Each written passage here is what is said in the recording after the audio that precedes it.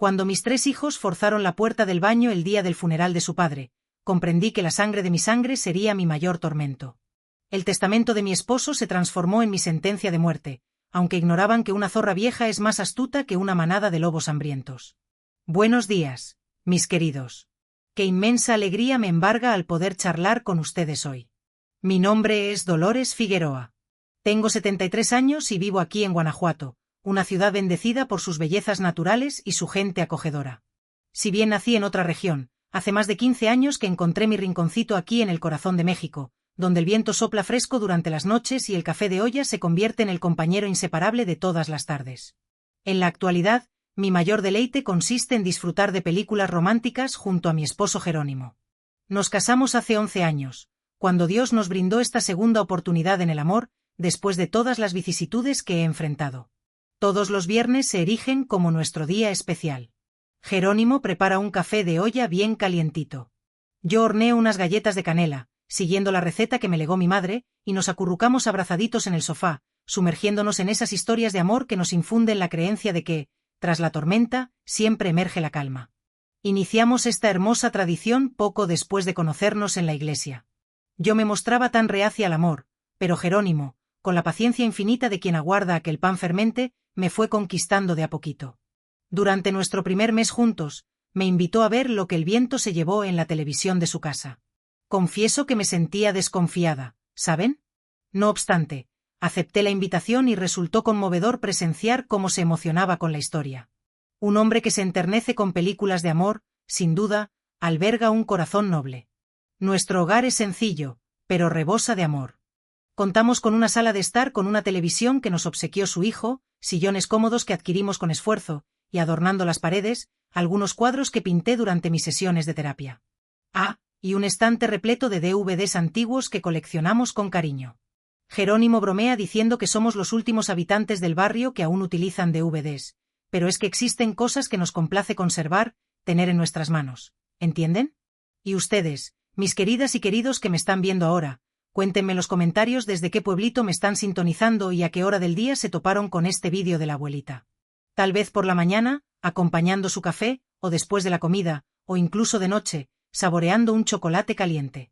Siempre leo con atención cada uno de sus comentarios y me llena de alegría conocer su procedencia y el momento del día que dedican a escucharme.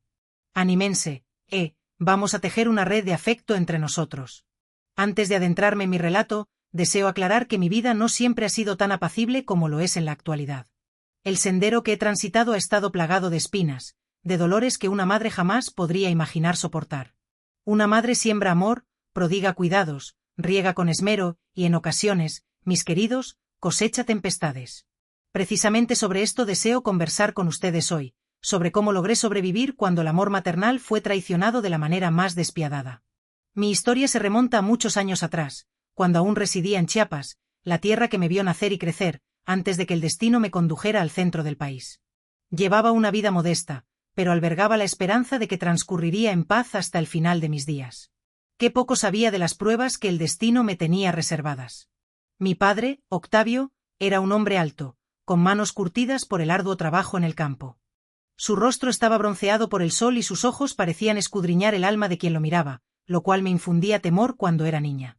Mi madre, Isabel, era una mujer callada, de pocas palabras, que atesoraba sus sentimientos en lo más profundo de su ser, como quien guarda monedas en una alcancía que nunca abre.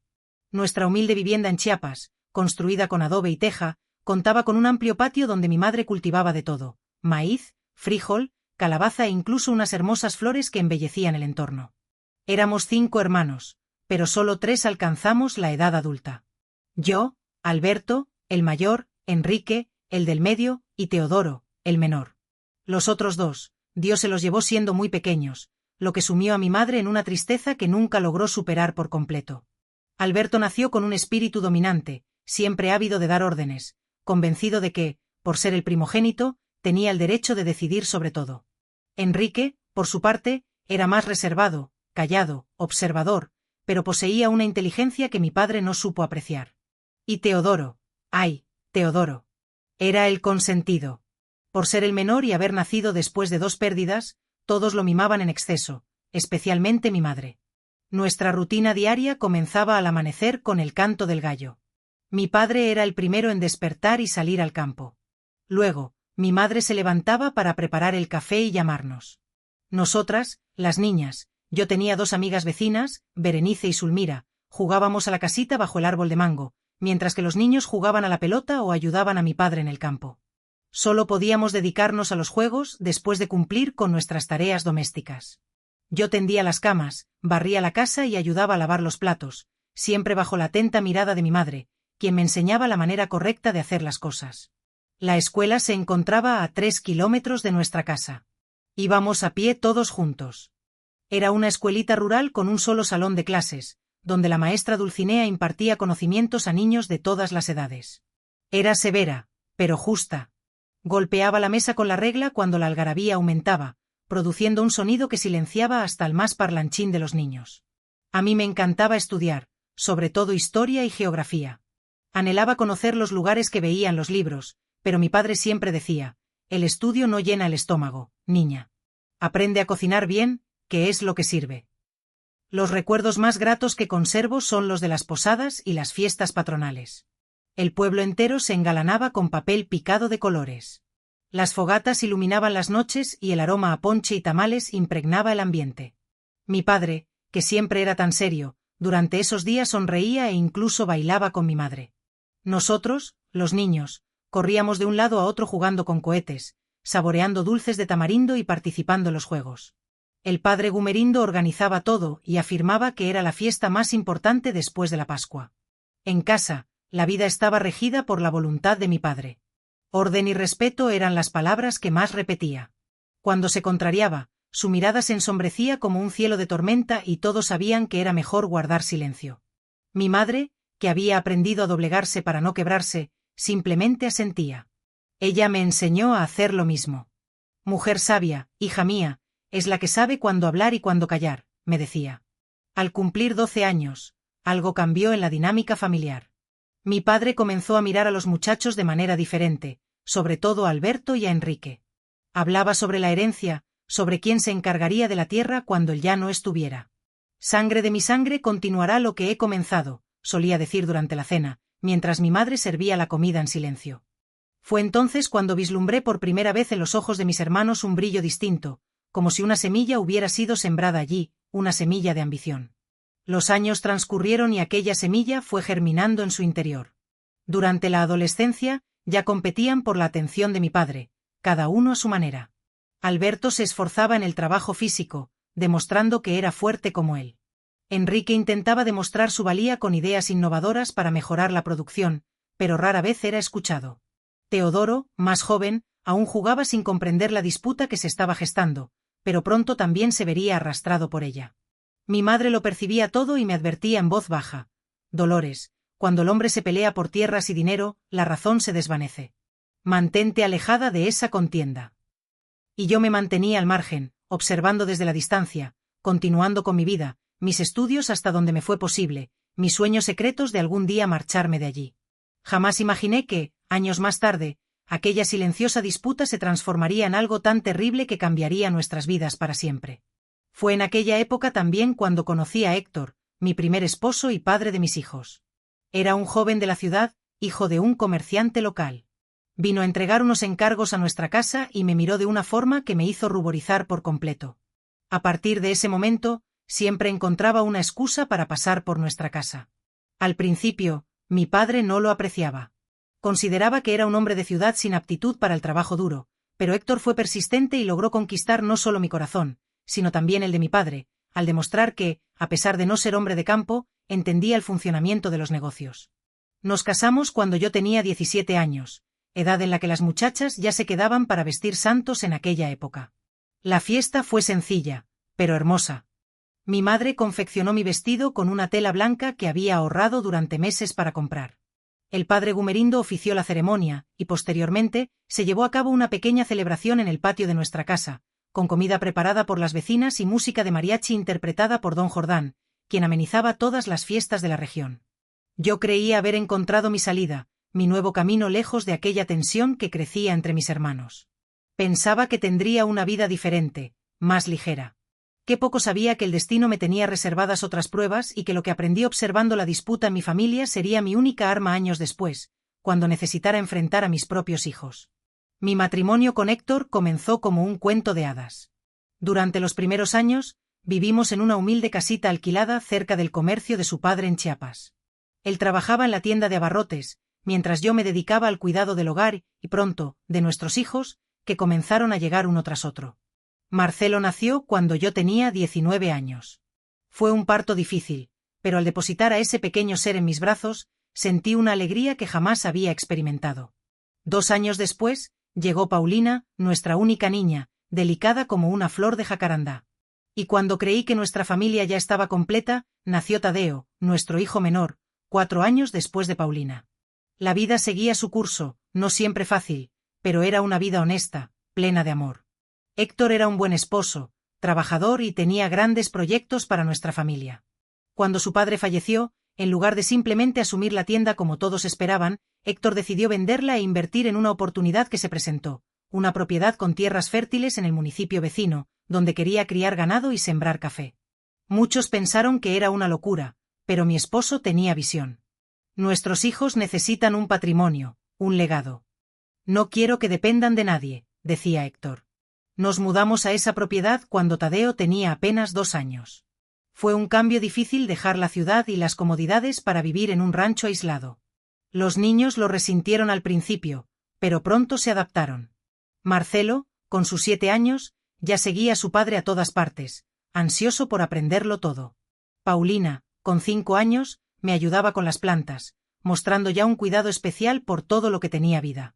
Y el pequeño Tadeo, aún un bebé, gateaba por el patio, obligándonos a estar atentos en todo momento. El trabajo era arduo, pero la tierra respondía bien. En pocos años, Héctor transformó aquella propiedad.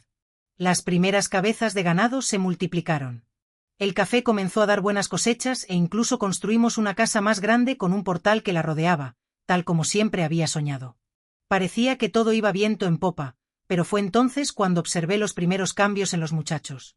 Marcelo, que siempre había sido el más fuerte y decidido, comenzó a mostrar una ambición que me recordaba a mi hermano Alberto. Quería saber todo sobre el rancho, sobre el dinero, sobre los negocios. Héctor se sentía muy orgulloso. Este muchacho llegará lejos. Tiene mi sangre emprendedora, decía.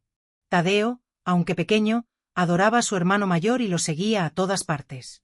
En cambio, Paulina, mi niña sensible, parecía cada vez más retraída, como si sintiera que no había espacio para ella en aquel mundo dominado por los hombres. Cuando Marcelo cumplió 15 años, Héctor lo llevó de viaje a Ciudad de México para que conociera un nuevo sistema de crianza de ganado. Regresaron transformados. El muchacho, más maduro, más callado, con una mirada que yo no conocía. El padre, más satisfecho, como quien finalmente ve confirmarse algo que anhelaba. Fue en esa época cuando escuché por primera vez a Héctor decir algo que me estremeció. Este rancho, un día, será de los muchachos. Ellos llevarán nuestro nombre adelante. En ese instante, recordé las palabras de mi propio padre, aquella semilla de ambición que vislumbré en los ojos de mis hermanos. Y algo se heló en mi interior. ¿Y Paulina?, pregunté. Héctor se encogió de hombros. La mujer se casa, cambia de apellido, se va a otra familia. Los muchachos son los que van a continuar lo que hemos construido. A partir de ese momento, observé cómo la dinámica de nuestra familia cambiaba sutilmente. Héctor pasaba más tiempo con los muchachos, especialmente con Marcelo, enseñándole sobre el rancho, los negocios, el dinero. Tadeo, aunque más joven, era incluido en esos momentos. Paulina y yo quedábamos cada vez más al margen de las conversaciones importantes, de las decisiones. En ocasiones, durante la cena, los tres hablaban sobre el rancho y los planes futuros como si estuvieran solos en la mesa. Intenté hablar con Héctor en varias oportunidades. Los 3 son nuestros hijos. Todos merecen la misma atención, le decía. Él no discutía, solo sonreía y respondía. Cada uno tiene su lugar, Dolores. Es el orden natural de las cosas. Aquello me dolía porque veía a mi hija marchitarse como una flor sin agua y veía en los ojos de Marcelo un brillo cada vez más intenso, una seguridad de quien se sabe heredero elegido. Fue cuando Marcelo cumplió 18 años que se produjo la primera gran pelea entre él y su padre. Nunca supe con exactitud el motivo. Ambos habían ido a la ciudad para resolver asuntos de negocios y regresaron en silencio. Un silencio pesado que parecía llenar todos los rincones de la casa. Por la noche, escuché gritos en el despacho. «Lo prometiste. Dijiste que sería así». Era la voz de Marcelo, alterada como nunca antes la había escuchado. «Las cosas han cambiado». «Todavía tienes mucho que aprender», respondió Héctor con una frialdad que no le era propia. Durante los días siguientes, la tensión entre ambos era tan palpable que casi se podía tocar. Tadeo, en esa época con 13 años, parecía confundido, dividido entre la admiración por su hermano y el respeto por su padre. Paulina, con sus 17 años, se encerró aún más en sí misma y yo, en medio de todo aquello, trataba de mantener la paz, de lograr que volviéramos a ser la familia de antes. Pero algo se había roto. Marcelo comenzó a salir más, a volver tarde, a veces con olor a tequila. Héctor alternaba entre explosiones de ira y un silencio sepulcral. En una de esas noches, cuando logré estar a solas con mi esposo, traté de entender qué estaba sucediendo. Fue entonces cuando me lo contó. Marcelo descubrió lo del testamento, cómo pretendo dividirlo todo. Mi corazón se paralizó. ¿Y cómo pretendes hacerlo, Héctor? La respuesta de él lo cambió todo. El rancho será para los 3, pero Marcelo será el administrador. Él tendrá poder sobre todo, incluso sobre la parte de sus hermanos. Es la única forma de garantizar que lo que he construido no se desmorone. No podía creer lo que estaba escuchando. ¿Por qué, Marcelo? ¿Por qué no dejar partes iguales? Porque él es el mayor, el más fuerte. Es quien tiene el temple para liderar, respondió como si fuera lo más obvio del mundo. Aquella noche no pude conciliar el sueño. Veía ante mí la repetición de la historia de mi propia familia. El mismo error, la misma semilla de discordia siendo sembrada ahora por mi propio esposo. Intenté argumentar, mostrarle lo que había sucedido con mis hermanos, cómo ese tipo de decisión había destruido nuestra familia. Pero Héctor estaba convencido. Tus hermanos eran diferentes. Nuestros hijos se aman. Se amaban, sí, pero el amor entre hermanos es frágil ante el poder y el dinero. Yo lo sabía. Intenté protegerlos de ese futuro que yo podía vislumbrar con tanta claridad, pero Héctor no cambió de opinión. El testamento se redactó tal como él quería. Y entonces, cuando Marcelo tenía 23 años, Paulina 21 y Tadeo 17, sucedió lo impensable. Héctor, mi esposo, mi compañero, sufrió un accidente en el rancho. Un toro que estaba siendo domado lo golpeó y la herida, que pareció simple al principio, se complicó. En menos de una semana, nos dejó. El mundo se derrumbó sobre mí. No estaba preparada para quedar viuda tan joven, para criar a mis hijos sola, para administrar aquel rancho, pero lo peor aún estaba por venir. El testamento, aquella bomba de tiempo que Héctor había preparado, sería leído pronto. Y yo sabía, en lo más profundo de mi alma, que nada volvería a ser igual. El día del entierro, mientras aún llorábamos la pérdida del padre y esposo, percibí las miradas. Marcelo, de traje negro, recibía las condolencias como si ya fuera el dueño de todo. Paulina, mi niña sensible, lloraba desconsoladamente en un rincón de la sala. Y Tadeo, confundido entre el dolor de la pérdida y la inseguridad ante el futuro, miraba de uno a otro como quien intenta comprender su lugar en aquella nueva realidad. Yo deseaba protegerlos, quería decirles que todo estaría bien, que seguiríamos unidos como familia. Pero la sombra de aquel testamento se cernía sobre nosotros y yo presentía que lo peor aún estaba por llegar. ¿Cómo iba a imaginar que, después de enterrar a mi esposo, aún tendría que librar una batalla mucho mayor contra mis propios hijos? La ceremonia de lectura del testamento tuvo lugar 3 días después del entierro en la biblioteca del rancho. El abogado don Serafín, un hombre delgado con lentes de cristales gruesos, se mostraba visiblemente incómodo. Estábamos yo y mis 3 hijos sentados frente al escritorio de caoba, donde mi esposo tantas veces había trabajado en las cuentas del rancho. El silencio era denso, interrumpido solo por el sonido del papel, siendo desplegado por el abogado. Por decisión del fallecido Héctor Figueroa comenzó, carraspeando el rancho Santa Clara y todas sus pertenencias, incluyendo la casa principal, el ganado, los cultivos y la maquinaria, así como todas las cuentas bancarias a nombre del fallecido, serán divididos de la siguiente manera. Hizo una pausa, como quien duda en continuar. El 20% para la señora Dolores Figueroa, mi amada esposa, para que viva con comodidad por el resto de sus días. Bajé la mirada, sintiendo el peso de aquellas palabras. Apenas el 20%. Yo, que había sido compañera de Héctor en todo, que había trabajado a su lado para construir aquel patrimonio, recibía solo una fracción. Pero lo peor estaba por venir. El 80% restante, continuó el doctor Serafín, será dividido igualmente entre mis 3 hijos, Marcelo, Paulina y Tadeo Figueroa, con la condición de que la administración general de toda la propiedad y negocios quede exclusivamente bajo la responsabilidad de mi hijo primogénito, Marcelo Figueroa, quien tendrá poder decisorio final sobre cualquier asunto relativo a los bienes de la familia, incluyendo la venta de cualquier parte de la propiedad o de los bienes, hasta que todos los herederos cumplan 30 años de edad. El doctor Serafín se limpió los lentes, visiblemente avergonzado, y continuó: al cumplir 30 años, cada hijo podrá solicitar su parte en dinero si quiere desvincularse de los negocios de la familia, siendo que el valor será calculado por el administrador designado, mi hijo Marcelo. Levanté la vista y vi la sonrisa contenida en el rostro de Marcelo.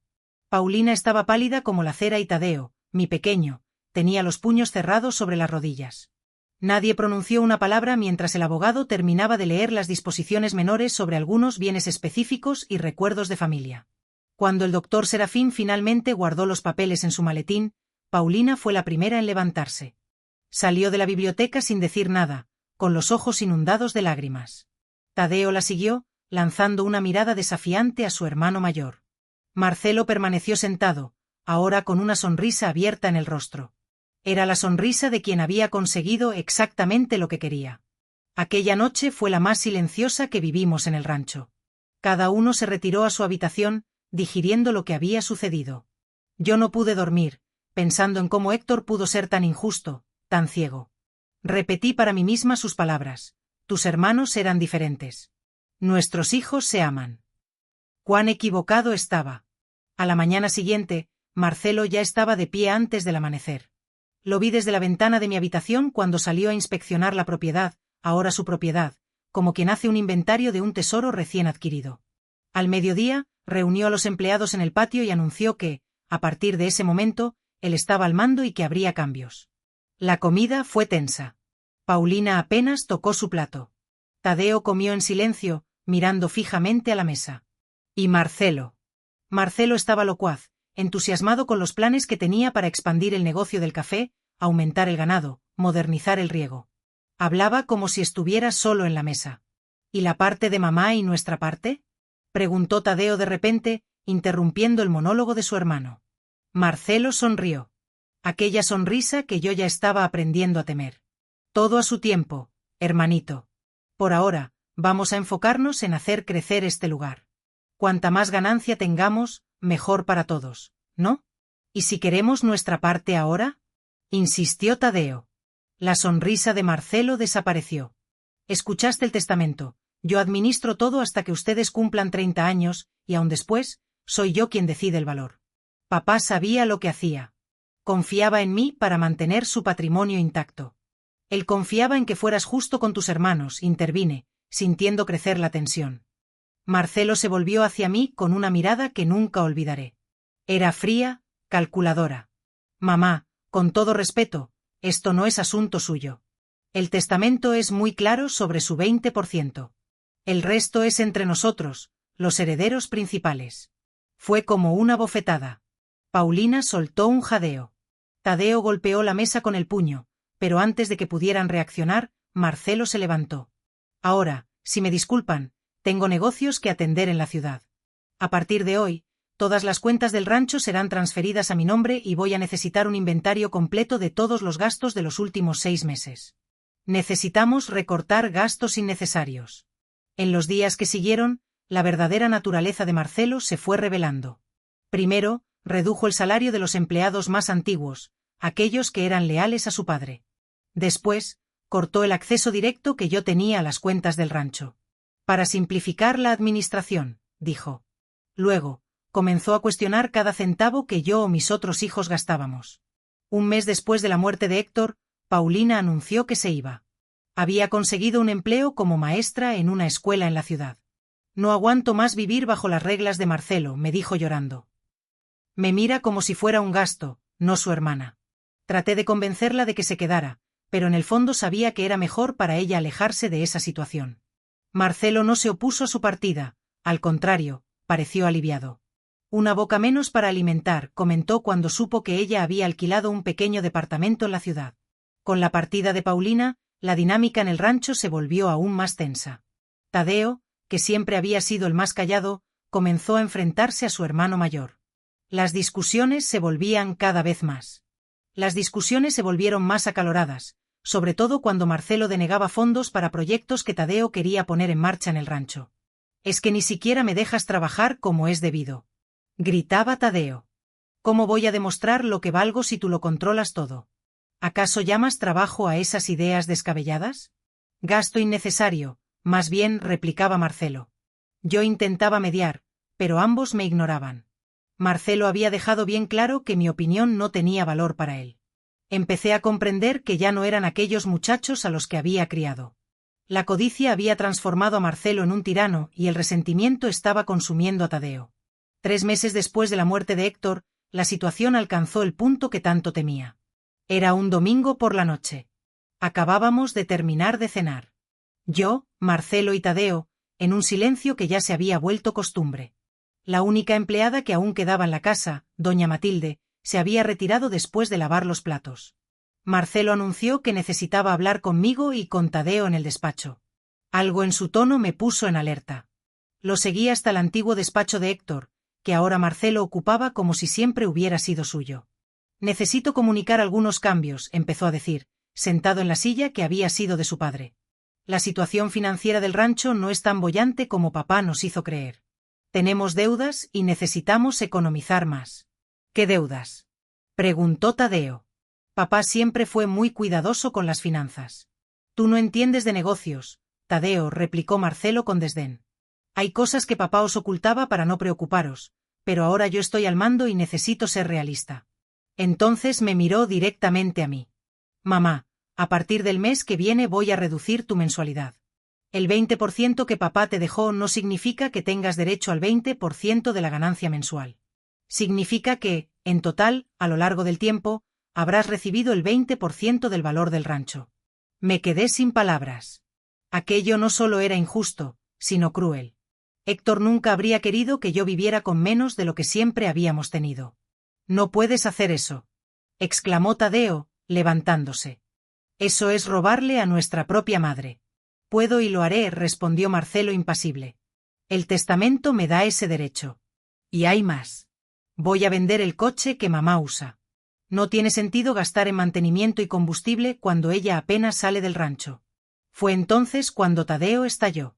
Se abalanzó sobre su hermano, agarrándolo por la camisa. «Miserable. Papá confió en ti y mira lo que estás haciendo». Marcelo no retrocedió. Empujó a Tadeo con fuerza, haciéndolo chocar contra la estantería. «No me toques, idiota. Estoy haciendo lo que hay que hacer. Este rancho es mi responsabilidad ahora». Los dos comenzaron a pelear allí mismo, tirando papeles, rompiendo una lámpara. Intenté separarlos, gritando que pararan. Fue entonces cuando sentí un empujón fuerte. No sé si de Marcelo o de Tadeo, que me hizo perder el equilibrio. Caí, golpeándome la cabeza en la esquina del escritorio. Todo se oscureció por unos instantes. Cuando volví en mí, los dos habían dejado de pelear y me miraban asustados. Sentí algo caliente corriendo por mi cara. Era sangre. «Mamá, perdóname», dijo Tadeo, arrodillándose a mi lado. «No queríamos lastimarte». Pero Marcelo, tras la sorpresa inicial, retrocedió. «¿Ves lo que has hecho? Siempre impulsivo, sin pensar en las consecuencias». «Fuiste tú quien empezó todo esto con tu codicia», respondió Tadeo. Me levanté con dificultad, sosteniendo un pañuelo contra el corte en la frente. «Basta ya, vosotros dos. Ya no os reconozco. Vuestro padre estaría avergonzado». «Papá me dio el control por una razón», dijo Marcelo, recomponiéndose. «Él sabía que solo yo tengo lo que se necesita para administrar todo esto y vosotros dos tenéis que aceptarlo». Salí del despacho temblando, con Tadeo tratando de ayudarme.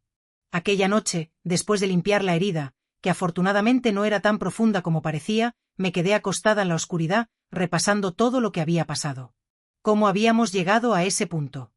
Cómo mis hijos, que crecieron juntos, jugaron juntos, se habían convertido en estos extraños capaces de lastimar a su propia madre. Al día siguiente, Tadeo vino a mi habitación temprano. Llevaba la mochila a cuestas. «Me voy, mamá. No puedo quedarme más aquí. Marcelo nunca me dará una oportunidad de verdad y no quiero terminar haciendo algo de lo que me arrepentiría». Traté de convencerlo de que se quedara, de encontrar una solución, pero él estaba decidido. Deberías venir conmigo, sugirió. Podemos empezar de nuevo en otro lugar, lejos de esta locura. Pero, ¿cómo podía dejar la casa donde había vivido tantos años? ¿Cómo abandonar el rancho que Héctor y yo construimos juntos? Y, en el fondo, todavía tenía esperanza de que Marcelo viera el error que estaba cometiendo. Tadeo partió aquella mañana, prometiendo visitarme siempre que pudiera. Vi a mi pequeño desaparecer en el camino de tierra, llevando solo una mochila y el corazón roto. Marcelo no se molestó en despedirse de su hermano. Cuando lo encontré en la comida, solo comentó: volverá con el rabo entre las piernas cuando se le acabe el dinero. Pero Tadeo no volvió. Mandaba cartas de vez en cuando diciendo que estaba bien, que había conseguido trabajo en un rancho más grande en otra región. Paulina también escribía contando sobre su vida en la ciudad, sobre sus alumnos. Y yo respondía, tratando de parecer fuerte, ocultando lo mucho que la situación en el rancho había empeorado. Porque sí, las cosas empeoraron. Con los dos hermanos lejos, Marcelo ya no necesitaba disimular su verdadera naturaleza. La mensualidad que me daba se redujo a casi nada. Tuve que vender algunas joyas que Héctor me había regalado para conseguir dinero para mis necesidades básicas. Cuando le reclamé a Marcelo por esto, dijo que el rancho estaba pasando por dificultades, que todos necesitábamos sacrificarnos, pero yo veía los nuevos muebles que compraba para la casa, el coche nuevo, los viajes frecuentes a la ciudad. El rancho no estaba en dificultades. Marcelo simplemente lo quería todo para sí. Y fue en este contexto, 6 meses después de la partida de Tadeo, que ocurrió lo que más temía. Era un domingo por la noche, lluvioso y frío. Estaba acostada, leyendo uno de los pocos libros que me quedaban como distracción, cuando escuché golpes en la puerta de mi habitación. «Mamá, necesito hablar contigo». La voz de Marcelo sonó al otro lado de la puerta. Había algo extraño en su tono, una mezcla de urgencia e irritación. «Ya es tarde, hijo. ¿Podemos hablar mañana?», respondí, sintiendo un nudo en el pecho. Las conversaciones con Marcelo raramente traían buenas noticias en los últimos meses. «Es importante». Sobre los documentos del rancho. A regañadientes, me levanté y abrí la puerta. Marcelo estaba ahí, con una carpeta en la mano y un fuerte olor a tequila en el aliento. Sus ojos estaban enrojecidos y noté que había bebido más de lo habitual. «Necesitamos tu firma», dijo, entrando en la habitación sin ser invitado. Abrió la carpeta sobre mi cama, esparciendo algunos papeles. «Es para un préstamo. Vamos a expandir la plantación de café». «¿A esta hora de la noche, Marcelo? ¿Esto no puede esperar hasta mañana?» «No. El banco necesita estos papeles temprano. Firma aquí y aquí». Me extendió una pluma. Tomé los documentos y comencé a leer. Era un contrato de hipoteca, poniendo el rancho como garantía para un préstamo alto, muy alto. «Es mucho dinero, hijo. ¿Estás seguro de que es necesario?» Su rostro se endureció. «Ahora entiendes de negocios. Papá nunca creyó que debieras meterte en esto y tenía razón. Tu padre siempre discutía las decisiones importantes conmigo», repliqué, sintiendo crecer el dolor y la rabia. «Y no firmaré nada sin entender bien cuánto de ese dinero es para el rancho y cuánto para tus extravagancias en la ciudad». Fue como encender una cerilla cerca de la gasolina. Marcelo me arrebató los papeles. «No necesito tu permiso. El testamento me da el control. El testamento no te da el derecho de hipotecar el rancho entero sin mi consentimiento». «Todavía tengo el 20% de todo esto», respondí, tratando de mantener la calma, aunque mi corazón latía acelerado. Marcelo me miró fijamente, sus ojos destellando de rabia. Nunca lo había visto tan fuera de sí. «Me estás estorbando, siempre estorbando. ¿Crees que no veo cómo me miras? Como si fuera un monstruo. Soy el único que mantiene este rancho en pie». Di un paso atrás, asustada por su intensidad. «Marcelo, estás borracho. Ve a dormir. Hablamos mañana». Fue entonces cuando agarró mi brazo con fuerza, jalándome. «Vas a firmar ahora. Estoy cansado de ser tratado como un niño en mi propia casa». Traté de soltarme, pero su agarre era como hierro. «Suéltame. Me estás lastimando. Firma». Él prácticamente gritaba ahora, sacudiendo los papeles frente a mí. Con un movimiento brusco logré zafarme, pero tropecé y caí sentada en la cama. Marcelo avanzó, pareciendo aún más grande en su furia. En ese momento tuve miedo, verdadero miedo de mi propio hijo. «Voy a tomar un baño», dije, tratando de ganar tiempo. «Después hablamos con más calma». Para mi sorpresa, retrocedió un poco. Bien, ve, pero no tardes. Tengo otros compromisos todavía hoy. Tomé mi bata y me dirigí al baño contiguo a mi habitación. Cerré la puerta con llave, temblando. ¿Qué le había pasado a mi hijo? ¿Cómo habíamos llegado a este punto? Abrí el grifo de la bañera, dejando correr el agua mientras trataba de organizar mis pensamientos. Fue entonces cuando lo escuché. Primero, una conversación baja en mi habitación, luego pasos, más de una persona. Me acerqué a la puerta del baño silenciosamente y escuché la voz de Marcelo. Está demorando a propósito. Es cada vez más difícil lidiar con ella. Otra voz respondió, y reconocí a mis otros 2 hijos. Habían vuelto. ¿Cómo? ¿Por qué? ¿Están seguros de esto? Era la voz de Paulina, vacilante. Es la única salida, interrumpió Marcelo. Ella no va a firmar los papeles y sin ese préstamo perdemos todo. Pero esto no está bien, dijo Tadeo. Su voz sonaba diferente, más dura. Es nuestra madre. ¿Y qué sugieres? ¿Dejar que ella arruine todo lo que papá construyó con esa terquedad? Los acreedores están tocando la puerta, Tadeo.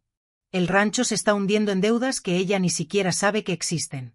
Hubo un silencio pesado y entonces Tadeo habló nuevamente. Tiene que haber otra forma. No la hay, respondió Marcelo categóricamente. Ustedes 2 me critican. Creen que soy codicioso, pero soy el único que está luchando para mantener el legado de nuestro padre. Y ahora que necesitamos actuar juntos, ustedes dudan. Otro silencio. Mi corazón latía tan fuerte que temía que pudieran oírlo a través de la puerta. ¿Cuánto tiempo va a estar en ese baño? Preguntó Paulina, su voz más cerca. Ahora me alejé de la puerta, sintiéndome como si estuviera en una pesadilla. ¿Qué estaban planeando? ¿Qué querían hacerme? Cerré el grifo. El silencio repentino parecía ensordecedor. No tenía mucho tiempo. Miré alrededor buscando algo que pudiera usar para defenderme si lo necesitaba. Solo había los objetos comunes de un baño, toallas, jabones, mi frasco de perfume. De repente, golpes en la puerta, fuertes, insistentes. «Mamá, ¿está todo bien ahí dentro?» Era Paulina, su voz forzadamente dulce. «Sí, querida, solo voy a tomar un baño rápido». «Abre la puerta, mamá. Necesitamos hablar». La voz de Marcelo ahora, menos paciente. «Ya voy a salir, hijo, un momento». Los golpes se intensificaron. «Abre esa puerta ahora». Su voz era puro odio. Luego, un estruendo. Estaban forzando la puerta. La cerradura vieja se dio fácilmente y la puerta se abrió con violencia. Allí estaban mis 3 hijos, enmarcados en la entrada del baño como una aparición infernal. Marcelo al frente, con los ojos inyectados y el rostro contorsionado de rabia. Paulina detrás de él, pálida y con los ojos muy abiertos. Y Tadeo, mi pequeño, pareciendo dividido entre el horror y la resignación. «¿Qué quieren?», pregunté, retrocediendo hasta sentir la bañera en la parte trasera de mis piernas. «Calma, mamá», dijo Tadeo, dando un paso adelante. «Solo queremos hablar». «¿Hablar forzando la puerta del baño?» «Estabas demorando demasiado», respondió Marcelo, avanzando. «Y tenemos un problema que resolver ahora». «¿Qué problema?» «Tú», dijo él fríamente. «Tú eres el problema». Fue cuando Paulina comenzó a llorar bajito. «No deberíamos estar haciendo esto». «Cállate», gritó Marcelo sin quitar los ojos de mí. «Ya discutimos esto. No hay otra forma». La comprensión me golpeó como un rayo. No era solo sobre los papeles. Era algo peor, mucho peor. ¿Están pensando en lastimarme?, pregunté. Mi voz, casi un susurro. «No es así», dijo Tadeo rápidamente. «Solo necesitamos que descanses un poco, en un lugar donde pueda ser cuidada adecuadamente». «Un asilo», completé, la dolorosa comprensión inundándome. «¿Quieren internarme en un asilo para deshacerse de mí?»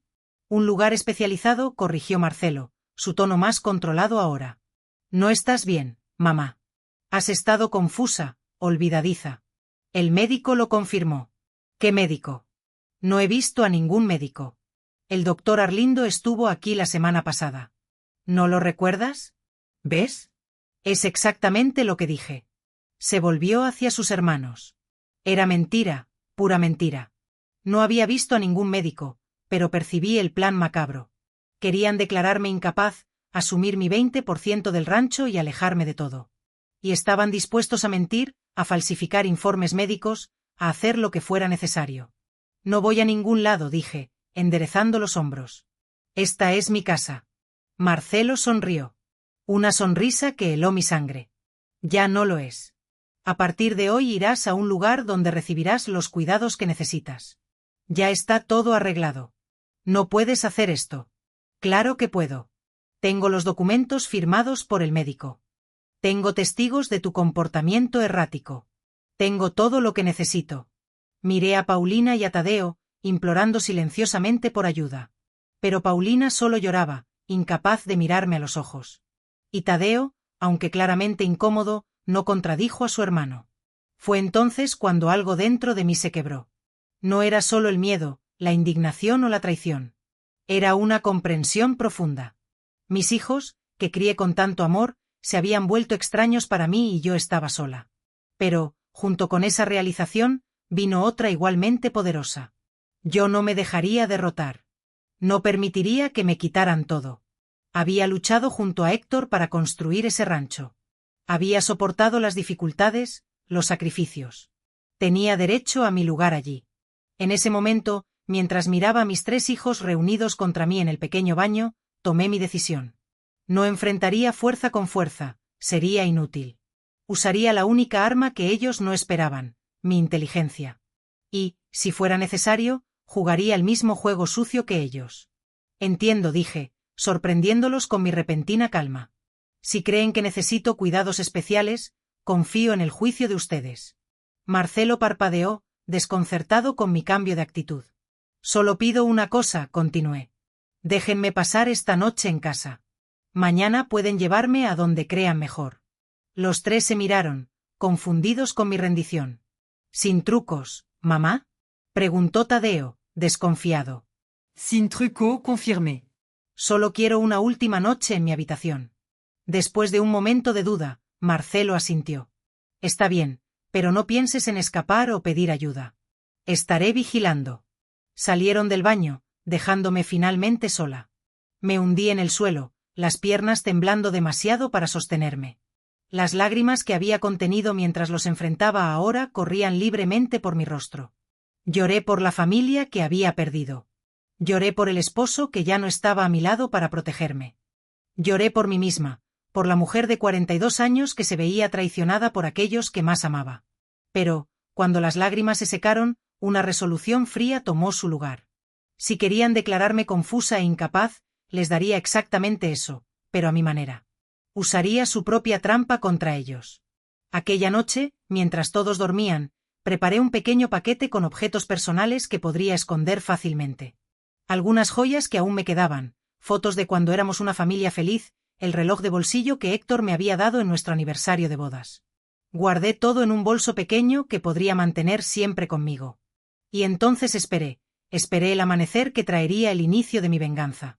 Cuando Marcelo vino a buscarme la mañana siguiente, acompañado por un hombre que se presentó como enfermero de la clínica de reposo, ya estaba lista, no solo con mi pequeño bolso escondido en el bolsillo del vestido, sino también con mi plan.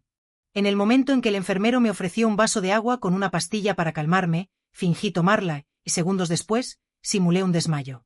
La confusión que siguió fue el inicio de mi contraataque. Cuando desperté, miré a Marcelo con ojos vacíos y pregunté, ¿quién eres tú? El asombro en su rostro fue la primera pequeña victoria de mi plan. Una semilla de duda plantada. Si realmente estuviera confusa, ¿cómo podrían culparme por cualquier cosa? ¿Cómo podrían obligarme a firmar papeles? ¿Cómo podrían justificar encerrarme en un asilo si, para todos los efectos, ya no sabía ni quiénes eran? Aquel fue el punto exacto en que decidí. No sería más la víctima de la historia, sería la estratega que usaría la propia codicia de mis hijos para destruirlos. Mi nueva vida comenzó en ese momento, una vida de actuación constante, donde cada mirada vacía, cada pregunta confusa, cada lapsus de memoria era cuidadosamente calculado. Una vida donde observaba todo, guardaba todo, pero fingía no comprender nada. El plan inicial de mis hijos se derrumbó ante mi aparente confusión mental.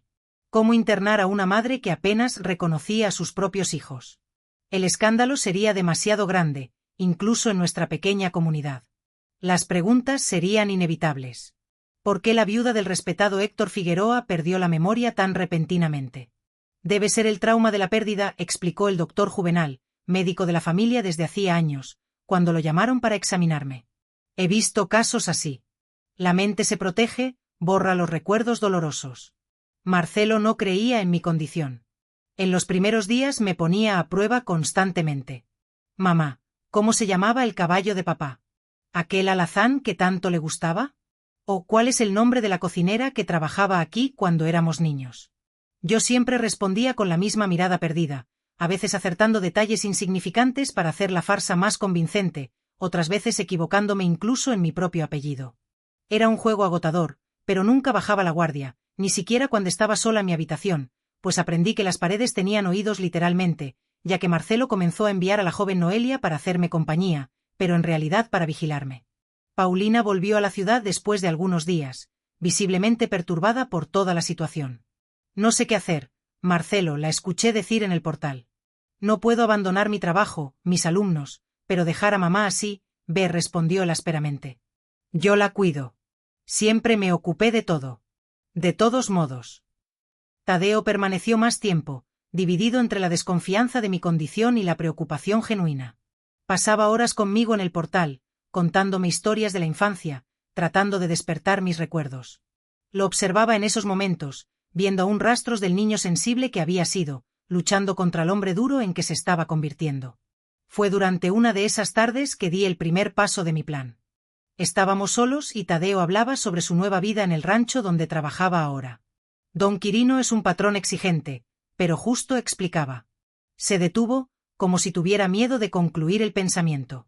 Lo miré con una lucidez repentina, agarrando su brazo. Tadeo, ¿eres tú mi hijo? El asombro en su rostro fue genuino.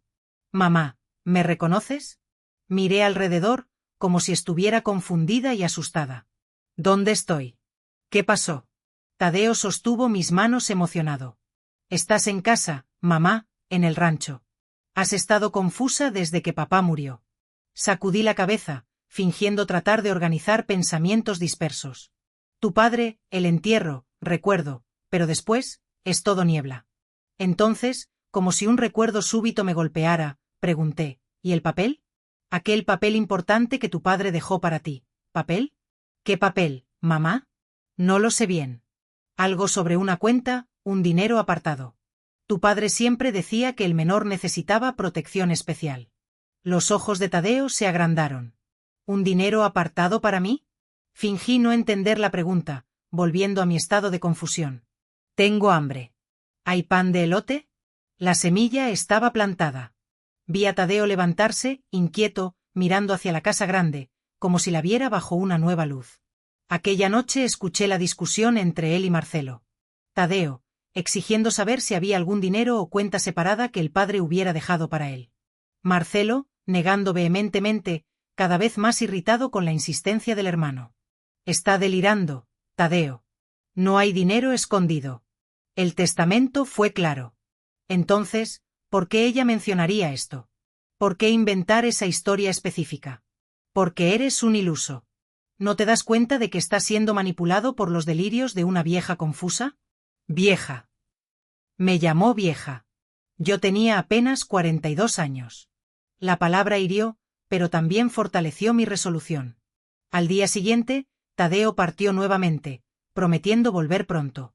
Vi en sus ojos que la duda se había instalado, exactamente como había planeado. Con Paulina y Tadeo lejos, quedé nuevamente sola con Marcelo. Él continuaba administrando el rancho con mano de hierro, pero ahora tenía un nuevo problema. Una madre mentalmente inestable que necesitaba ser cuidada y mantenida lejos de los ojos de la comunidad. Para mi sorpresa, fue él quien contrató a Olivia, una enfermera práctica de la ciudad, para cuidarme durante el día. Olivia era una mujer de mediana edad, viuda como yo, con un rostro sereno y manos callosas, de quien conoce el trabajo duro. Marcelo seguramente la contrató para mantenerme controlada y vigilada, pero aquella decisión se convertiría en su mayor error. Olivia era observadora y discreta. Al principio, mantuve mi farsa con ella también, pero algo en su mirada compasiva me decía que podría ser una aliada. Después de 3 semanas, cuando estuve segura de que realmente estábamos solas, me arriesgué a revelar mi verdadera condición. Doña Olivia, la llamé mientras arreglaba mi habitación, mi voz clara y firme por primera vez en su presencia. Necesito su ayuda. Ella se volvió, sorprendida por mi lucidez repentina. Señora Dolores, no estoy confundida, ni senil ni loca, dije en voz baja, pero decidida. Estoy fingiendo y, si quiere saber por qué, siéntese aquí a mi lado. Le conté todo. El testamento injusto, la codicia de Marcelo, el intento de internarme, mi plan de fingir confusión mental para ganar tiempo. Olivia escuchó todo en silencio, su rostro pasando de la sorpresa a la comprensión y, finalmente, a la indignación. Es una vergüenza lo que están haciendo con usted, dijo finalmente. Una madre que sacrificó todo por sus hijos. ¿Me ayudará?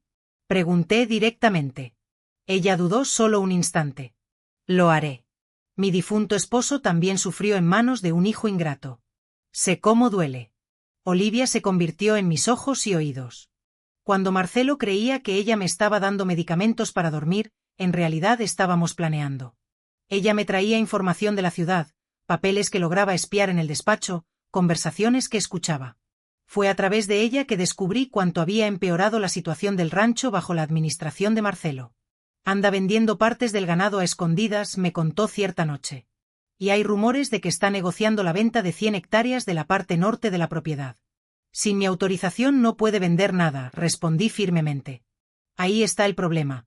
Parece que ha estado falsificando su firma en algunos documentos. La noticia me golpeó como un puñetazo. Falsificación. Marcelo estaba cometiendo un delito. En ese momento, mi plan cambió. Ya no bastaría con recuperar mi lugar en el rancho. Necesitaba.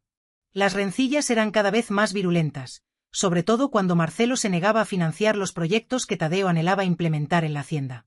Es que ni siquiera me dejas trabajar en paz. Clamaba Tadeo, con la voz cargada de frustración. ¿Cómo esperas que demuestre mi valía si me tienes atado de manos? ¿Acaso llamas trabajo a esas ocurrencias descabelladas que tienes?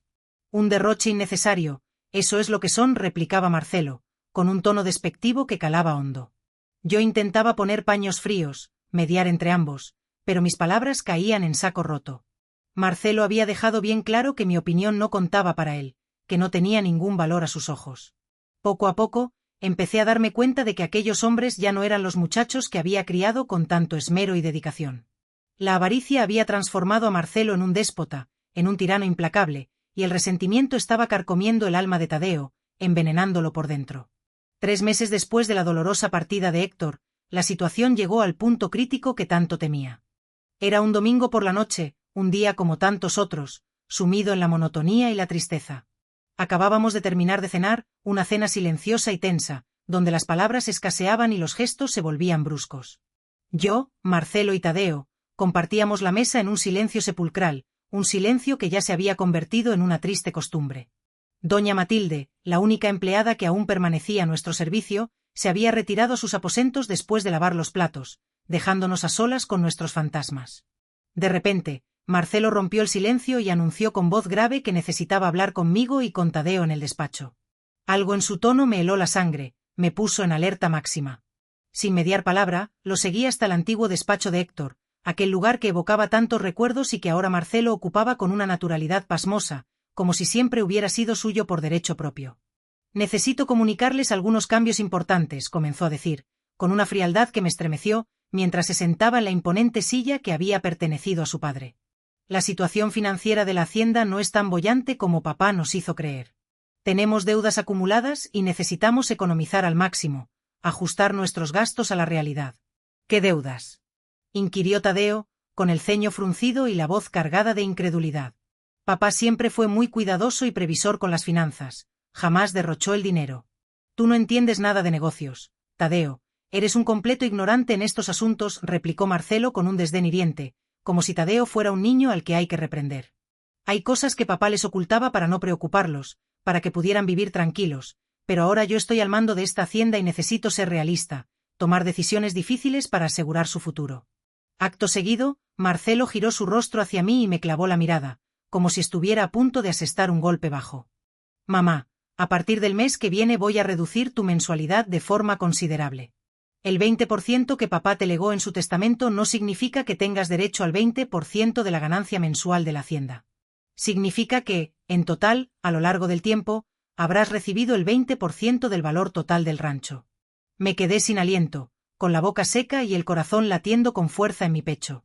Aquello no solo era una injusticia flagrante, sino un acto de crueldad imperdonable. Héctor jamás habría querido que yo viviera con menos de lo que siempre habíamos tenido, que me viera privada de las comodidades a las que estaba acostumbrada. «No puedes hacer eso, Marcelo», exclamó Tadeo, poniéndose de pie de un salto, con la furia contenida a punto de estallar. «Eso es robarle a nuestra propia madre, despojarla de lo que le corresponde por derecho». «Puedo hacerlo, y lo haré sin contemplaciones», respondió Marcelo, con una impasibilidad que me heló la sangre. «El testamento me da todo el derecho a tomar esas decisiones. Y aún hay más. Voy a vender el coche que mamá usa para sus recados. No tiene ningún sentido seguir gastando dinero en mantenimiento y combustible si ella apenas sale de la hacienda, si pasa la mayor parte del tiempo encerrada entre estas cuatro paredes». Fue entonces cuando Tadeo perdió los estribos y estalló como una bomba.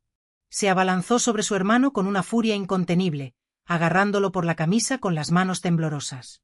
«Eres un miserable. Un ser despreciable. Papá confió en ti, te entregó las riendas de la hacienda, y mira lo que estás haciendo, aprovechándote de tu poder para pisotearnos a todos». Marcelo no se amilanó ante la arremetida de su hermano. Con un movimiento brusco y calculado, empujó a Tadeo con todas sus fuerzas, haciéndolo retroceder hasta que chocó violentamente contra la estantería repleta de libros. «No me toques, idiota. No te atrevas a ponerme una mano encima. Estoy haciendo lo que tengo que hacer, lo que es mejor para esta hacienda. Este rancho es mi responsabilidad ahora, y no voy a permitir que nadie me diga cómo debo administrarlo». Los dos hermanos comenzaron a pelearse allí mismo, en medio del despacho, como animales salvajes. Tiraron papeles al suelo, rompieron una lámpara de cristal y sembraron el caos a su alrededor. Yo intenté separarlos, gritando con todas mis fuerzas que pararan, que se detuvieran de una vez por todas. Fue entonces cuando sentí un empujón violento, una fuerza bruta que me desestabilizó por completo. No sé si fue Marcelo o Tadeo quien me empujó, pero el caso es que perdí el equilibrio y caí al suelo, golpeándome la cabeza contra la esquina afilada del escritorio. De repente, todo se oscureció a mi alrededor, como si un velo negro se hubiera extendido sobre mis ojos. Cuando volví en mí, cuando recuperé la consciencia, los dos hermanos habían dejado de pelearse y me miraban con rostros desencajados, llenos de espanto y arrepentimiento. Sentí un líquido caliente que me corría por la cara, empapando mi ropa. Era sangre. «Mamá, perdóname, por favor», dijo Tadeo, arrodillándose a mi lado con los ojos llenos de lágrimas. «No queríamos hacerte daño, nunca fue nuestra intención lastimarte». Pero Marcelo, tras la sorpresa inicial, retrocedió unos pasos, como si temiera acercarse a mí. «¿Ves lo que has provocado con tu impulsividad? Siempre actúas sin pensar en las consecuencias, eres incapaz de controlar tus emociones. Fuiste tú quien empezó todo esto con tu avaricia desmedida, con tu obsesión por el dinero», respondió Tadeo, con la voz temblorosa pero firme. Me levanté del suelo con gran dificultad, llevándome un pañuelo a la frente para detener la hemorragia. «Basta ya, vosotros dos», exclamé con voz entrecortada. «Ya no os reconozco. Os habéis convertido en personas que no sois. Vuestro padre estaría avergonzado de veros comportaos de esta manera». «Papá me dio el control de esta hacienda por una razón», dijo Marcelo, tratando de recomponerse y recuperar la compostura. «Él sabía que solo yo tengo la capacidad y el temple necesarios para administrar todo esto, y vosotros dos tenéis que aceptarlo de una vez por todas».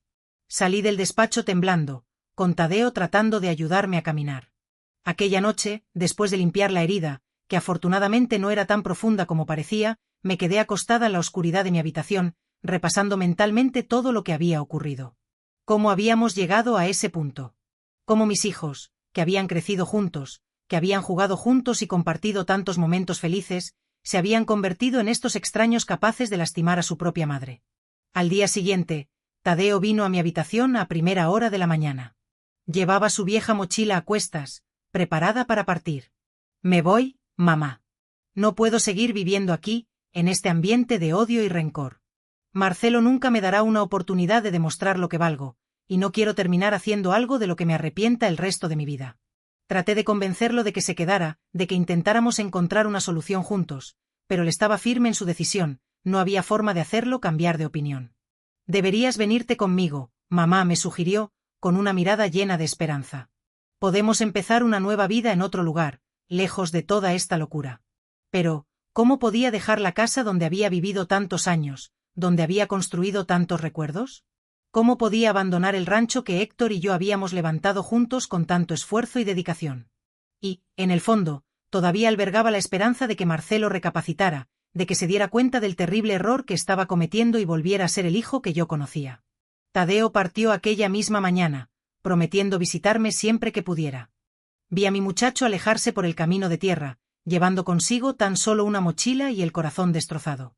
Marcelo ni siquiera se molestó en despedirse de su hermano, no le importó lo más mínimo su partida.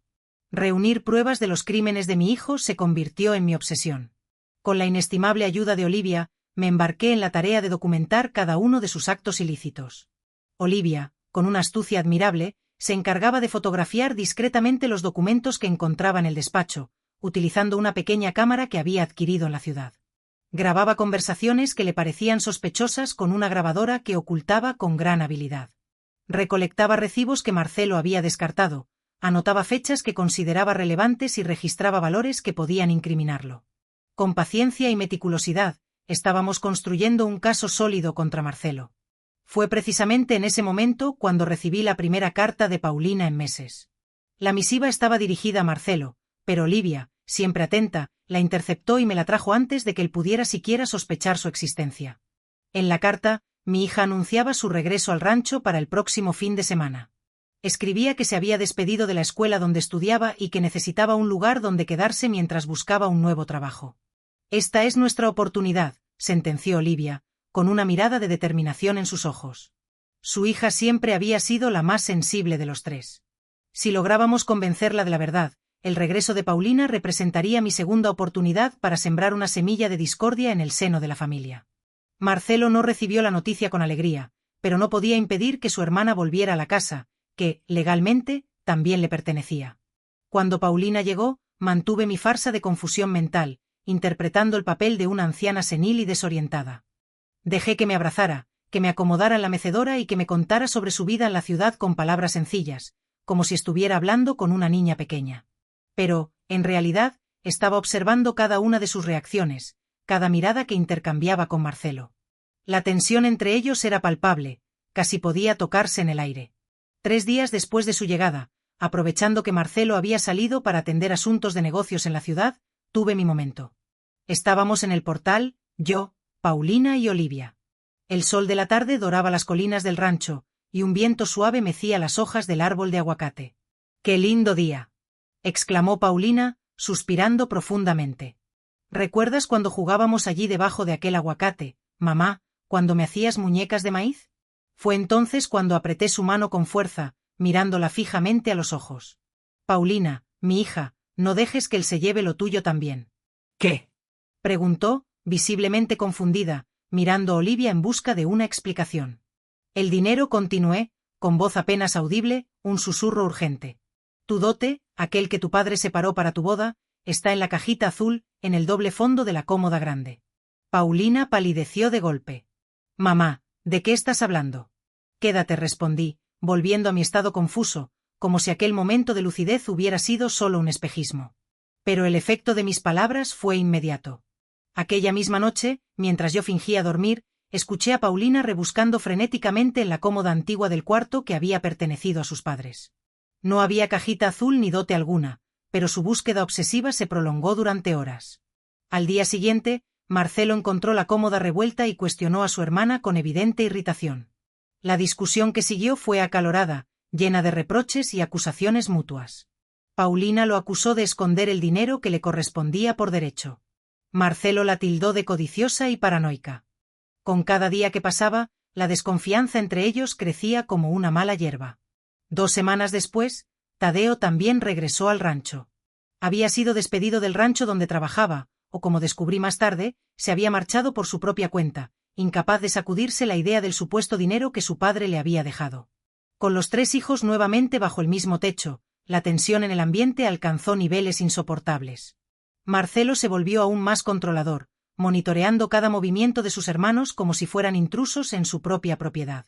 Paulina y Tadeo, por su parte, comenzaron a registrar la casa de arriba abajo, en busca de los supuestos tesoros escondidos que yo había mencionado en mis momentos de lucidez. Fue en medio de este clima de desconfianza y paranoia que di mi paso más audaz. Con la ayuda de Olivia, Envié una carta anónima al doctor Serafín, el abogado que había leído el testamento de Héctor. En la carta, escrita como si proviniera de un empleado preocupado del rancho, mencionaba irregularidades en los negocios, venta ilegal de tierras y falsificación de documentos. La reacción no se hizo esperar. Fue incluso más rápida de lo que había anticipado. 2 semanas después, recibimos la visita del abogado, acompañado por un oficial de justicia. Marcelo lo recibió en el despacho, visiblemente nervioso y sudando frío.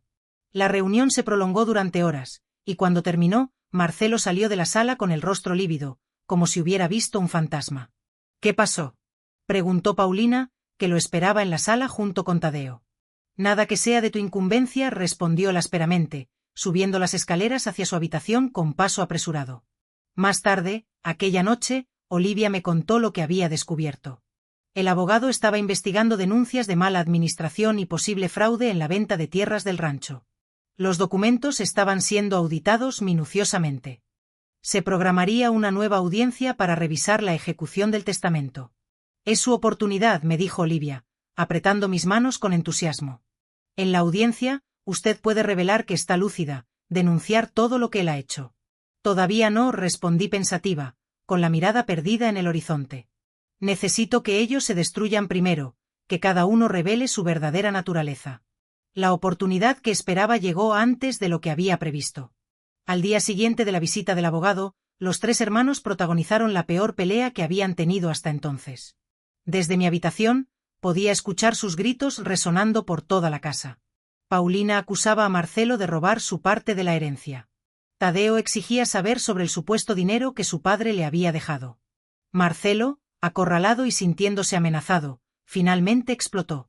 No hay ningún dinero escondido, idiotas, gritó con furia. Papá dejó deudas, no tesoros. El rancho se está hundiendo, y yo he estado haciendo lo imposible para mantener todo funcionando mientras ustedes 2 andan por ahí lloriqueando por sus partes. Mentiroso, vociferó Tadeo, con el rostro enrojecido por la ira. Entonces, ¿por qué firmaste esos contratos a escondidas? ¿Por qué estás vendiendo tierras sin consultarnos? Porque alguien tenía que actuar, respondió Marcelo, defendiéndose con vehemencia. Mientras ustedes estaban huyendo de las responsabilidades, yo estaba aquí salvando lo que quedaba. ¿Y por qué falsificaste la firma de mamá?, intervino Paulina, con la voz cargada de indignación. ¿Crees que no lo sabemos? Olivia nos contó todo. Se produjo un silencio pesado, seguido por el sonido de algo rompiéndose, probablemente un jarrón o un vaso lanzado contra la pared con rabia. Luego, la voz de Marcelo, baja y peligrosa, resonó en el ambiente. Esa entrometida se va a arrepentir. Fue suficiente. Pedí a Olivia que llamara al doctor Serafín inmediatamente, concertando una reunión urgente para el día siguiente. Había llegado el momento de poner fin a este macabro juego. A la mañana siguiente, el abogado llegó temprano, nuevamente acompañado por el oficial de justicia. Esta vez, insistí en estar presente en la reunión, apoyada por Olivia. Entré en la sala apoyándome en ella, manteniendo aún mi apariencia frágil y confusa. Marcelo me miró con irritación y evidente desaprobación. Mamá, no deberías estar aquí. Estás confundida, ¿recuerdas? Ve a tu habitación con Olivia. Por el contrario, interrumpió el doctor Serafín, con una sonrisa en los labios. La presencia de doña Dolores es fundamental, ya que estamos aquí para discutir la administración de los bienes de ella y de sus hijos. Paulina y Tadeo entraron a continuación, visiblemente sorprendidos por haber sido llamados. Todos se sentaron alrededor de la gran mesa del despacho, el ambiente cargado de tensión y expectación. Hemos recibido denuncias graves, comenzó el abogado, ajustándose las lentes con un gesto nervioso. Falsificación de firmas, venta ilegal de tierras, uso indebido de fondos. Señor Marcelo Figueroa, ¿tendría algo que decir sobre estas acusaciones? Son calumnias, respondió Marcelo, tratando de mantener la calma. Alguien está intentando perjudicarme.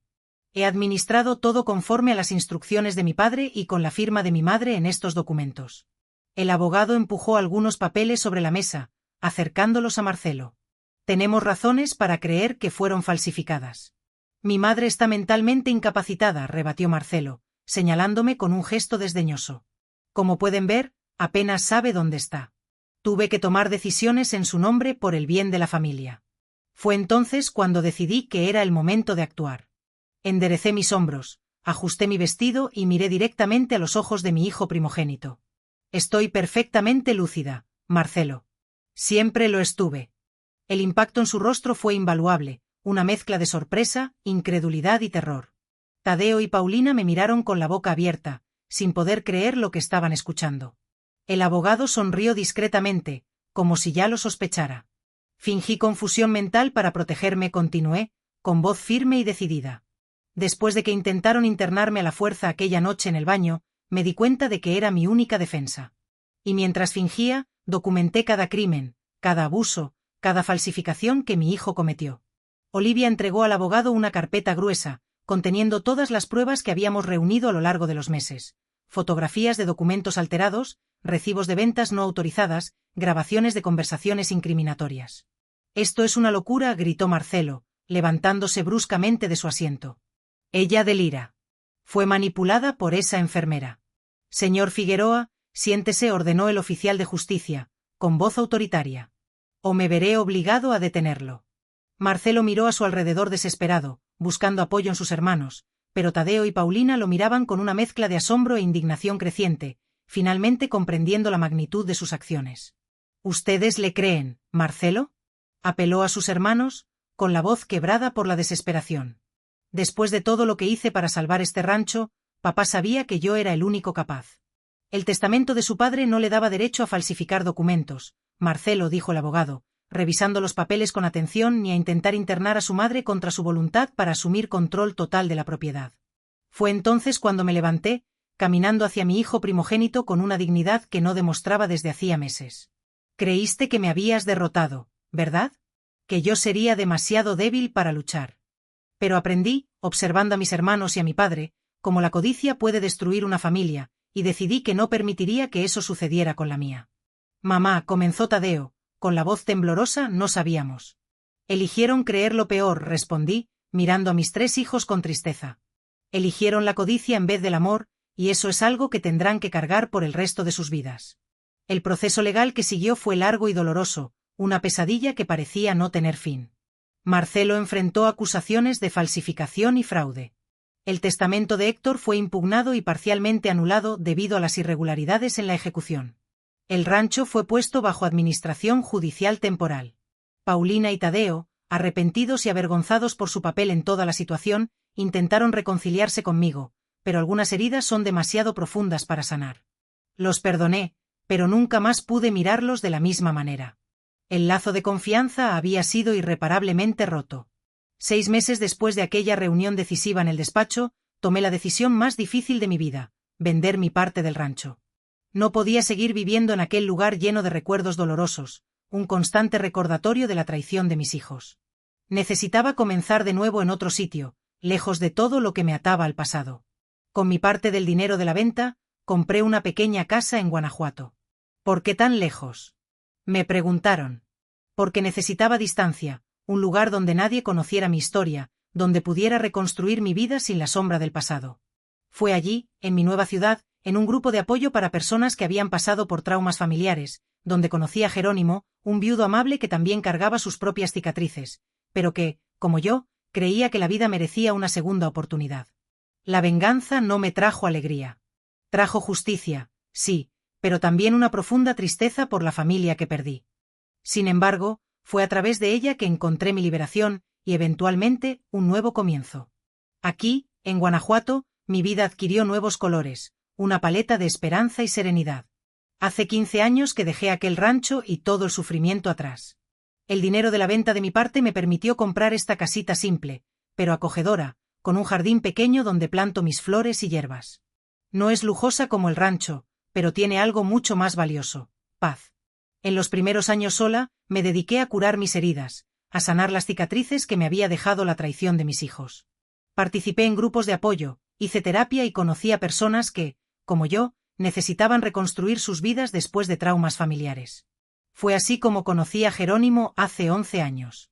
Él también cargaba sus propios dolores. Viudo, había perdido a su esposa por cáncer y estaba tratando de reaprender a vivir, de encontrarle sentido a la vida después de la pérdida. Nuestra aproximación fue lenta, respetuosa, cautelosa. Éramos 2 corazones heridos que temían abrirse nuevamente, que habían aprendido a protegerse del dolor. Comenzamos como amigos, encontrándonos en los grupos de apoyo, luego en cafés de la ciudad, compartiendo historias y silencios, hasta que un día, viendo una película antigua en el pequeño cine de la ciudad, tomó mi mano y allí, en la oscuridad de la sala, sentí que era posible confiar nuevamente, que el amor podía florecer incluso en el terreno más árido. Nos casamos en una ceremonia sencilla, íntima, solo para nosotros y algunos pocos amigos. No necesitábamos una gran fiesta, un despliegue de ostentación. Nuestras vidas ya habían tenido demasiados espectáculos, demasiados dramas. Lo que queríamos era la simplicidad de los días comunes, la belleza de las rutinas compartidas, la tranquilidad de la vida cotidiana. Nuestra tradición de los viernes comenzó al inicio del matrimonio. Jerónimo, quien siempre gustó del cine, sugirió que eligiéramos una película para ver juntos cada semana, una especie de ritual para celebrar nuestro amor.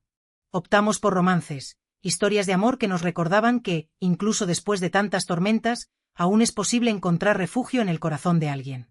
En cuanto a mis hijos, el camino fue más difícil, lleno de obstáculos y espinas. Paulina fue la primera en buscarme, 2 años después de mi mudanza. Vino sola, vacilante, cargando culpa y arrepentimiento. La recibimos Jerónimo y yo, y hablamos como adultos, con honestidad y franqueza. No fue fácil, pero decidimos intentar reconstruir algún tipo de relación, sanar las heridas del pasado y construir un futuro juntos. Hoy vive en Ciudad de México, está casada y tiene 2 hijos pequeños que me llaman abuela. Nos visitan algunas veces al año, y aunque todavía hay cierta incomodidad, cierta tensión latente, logramos mantener una relación cordial, basada en el respeto y el cariño. Tadeo tardó más tiempo en aparecer, pero eventualmente también reapareció en mi vida. Trabaja con transporte de carga, viaja mucho y pasa por aquí cuando la ruta se lo permite. Nuestra relación es más distante, más respetuosa, menos íntima. Nunca se casó, tal vez aún lidiando con los fantasmas del pasado, con el peso de la culpa y el remordimiento. Marcelo, bueno, Marcelo es una historia diferente, una herida que nunca terminará de cicatrizar. Después del proceso judicial, cumplió un periodo de libertad condicional. Perdió casi todo lo que tenía, su poder, su fortuna, su reputación. Supe que ahora trabaja como gerente en una tienda de materiales de construcción en Tijuana. Me envió una carta hace años pidiendo perdón, expresando su arrepentimiento por todo el daño que me había causado. Respondí diciendo que lo perdonaba, pero que algunos puentes, una vez rotos, no pueden ser reconstruidos, que algunas heridas son demasiado profundas para sanar. No hemos hablado desde entonces, y dudo que alguna vez lo hagamos. Aprendí que perdonar no significa necesariamente readmitir personas tóxicas en tu vida, sino liberarse del peso del odio sin renunciar a los límites que nos protegen. Jerónimo entiende esto mejor que nadie. Él también tiene sus historias familiares complicadas, sus propias cicatrices. Tal vez por eso nos llevamos tan bien, porque reconocemos en las heridas del otro la misma lucha por la supervivencia, la misma necesidad de sanar y seguir adelante. Nuestros viernes son sagrados, un oasis de paz en medio del caos de la vida. Él prepara el café de olla, siguiendo la receta de su abuela, yo hago galletas de canela, con un toque secreto que aprendí de mi madre, y nos sentamos en el sofá, acurrucados bajo una manta, para ver nuestras películas románticas. Tenemos una colección de DVDs antiguos, de esas películas que ya no se encuentran en ningún lado, que vamos aumentando siempre que encontramos algún título interesante en alguna tienda de antigüedades. Nuestras favoritas son las clásicas Casa Blanca y Lo que el viento se llevó, historias de amor que resisten al tiempo, como nosotros resistimos a nuestras propias tormentas. Nuestra vida es simple, tranquila, sin grandes lujos ni pretensiones. Frecuentamos la iglesia los domingos, para agradecer por las bendiciones que hemos recibido. Tenemos algunos amigos queridos con quienes nos encontramos regularmente para charlar, jugar a las cartas o simplemente compartir una taza de café. Cuidamos del jardín juntos, plantando flores y hierbas aromáticas, regando la tierra y podando las ramas secas. A veces, cuando las noches están claras, nos sentamos en el portal para mirar las estrellas, agradeciendo por lo que encontramos después de tanto tiempo en la oscuridad, por el amor que nos ha rescatado de la soledad. A los 73 años, puedo decir que he encontrado una paz que jamás imaginé que sería posible, una serenidad que me permite disfrutar de cada día como si fuera el último. No es una vida perfecta, por supuesto. Todavía hay días de dolor, recuerdos que duelen, ausencias que pesan, pero es una vida digna, honesta y, sobre todo, mía. Una vida que construí con mis propias manos, después de que intentaron quitármelo todo, después de que la codicia y la ambición amenazaron con destruirme. Mis queridos amigos que me están viendo, termino esta historia con el corazón más ligero por haberla compartido con ustedes, por haber abierto mi alma y haberles mostrado mis heridas y mis cicatrices. Si están pasando por una situación similar, si sus propios familiares intentan disminuirlos, controlarlos o abusar de ustedes, sepan que nunca es tarde para recuperar las riendas de su vida, para tomar el control de su destino y luchar por su felicidad. Aprendí que la edad no define nuestra fuerza, sino nuestra capacidad de resiliencia, nuestra voluntad de recomenzar cada día, de levantarnos cada vez que caemos. Mis arrugas son mapas de supervivencia, cada una cuenta una historia de dolor superado, de obstáculos vencidos, de sueños recuperados. Descubrí que somos más fuertes de lo que imaginamos, especialmente cuando pensamos que ya no aguantamos más, que hemos llegado a nuestro límite. El tiempo no cura todas las heridas, pero nos enseña a vivir con ellas, a aceptarlas como parte de nuestra historia, y aún así sonreír, a encontrar la belleza en medio del dolor. Mi historia no es sobre lo que me hicieron, sino sobre cómo elegí responder, sobre la decisión de no dejarme vencer por el odio y la venganza. La verdadera fortaleza no está en nunca caer, sino en levantarse todas las veces que sea necesario, con la frente en alto y la mirada fija en el horizonte. A veces, los mayores depredadores están dentro de casa, usando el nombre de familia para justificar abusos, para manipular y controlar. No tengan miedo de establecer límites, incluso con quienes comparten su sangre, de proteger su integridad y su bienestar emocional. Su valor no disminuye porque alguien no consiga verlo, no permitan que nadie los haga sentir menos de lo que son. Si este vídeo tocó su corazón, si mi historia resonó en su alma, por favor presionen el botón de me gusta y suscríbanse al canal Memorias de las Abuelas.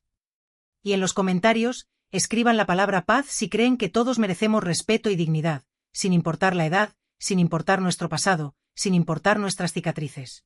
Recuerden, la venganza puede traer justicia, pero es el perdón lo que trae paz, la paz que tanto anhelamos en nuestros corazones.